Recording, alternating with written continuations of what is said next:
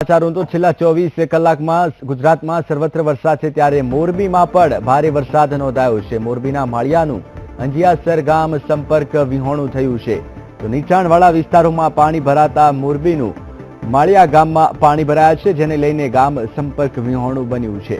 તો મહત્વના સમાચારો મળી રહ્યા છે મોરબીથી। માળિયાનું અંજિયાસર ગામ સંપર્ક વિહોણું બન્યું છે। છેલ્લા 24 કલાકમાં ભારે વરસાદને લઈને પાણીની સપાટીમાં ભારે વધારો થયો છે, જેને લઈને અંજિયાસર ગામ સંપર્ક વિહોણું બન્યું છે। ટીવી સ્ક્રીન પર આપ એક્સક્લુઝિવ દ્રશ્યો જોઈ શકો છો કે પાણીની સપાટીમાં કેટલો વધારો થયો ને કેવી રીતે સ્થાનિક લોકો હાલાકીનો સામનો કરી રહ્યા છે। નીચાણવાળા વિસ્તારોમાં પાણી પણ ભરાઈ ગયા છે, સાથે માળિયા ગામમાં પણ પાણી ભરાયા છે। તો માળિયાનું અંજિયાસર ગામ સંપર્ક વિહોણું બન્યું છે, જેને લઈને સ્થાનિક લોકો હાલાકીનો સામનો કરી રહ્યા છે। છેલ્લા 24 કલાકમાં વરસાદ નોંધાયો છે, જેને લઈને પાણીની સપાટીમાં વધારો થયો છે। પાણીના પ્રવાહમાં વધારો થતા નીચાણવાળા વિસ્તારોમાં પાણી ભરાયા છે।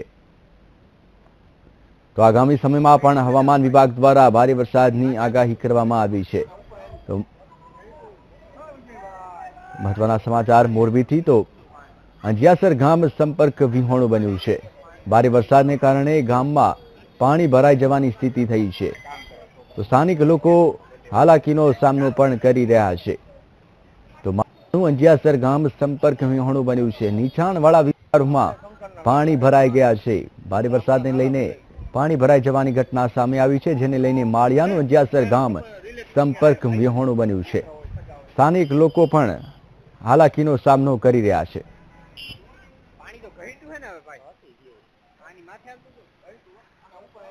વધુ માહિતી આપશે સંવાદદાતા હરનીશ જોશી। હરનીશ, જે રીતે નીચાણવાળા વિસ્તારોમાં પાણી ભરાઈ જવાની ઘટના સામે આવી છે, અત્યારે વરસાદની શું સ્થિતિ છે?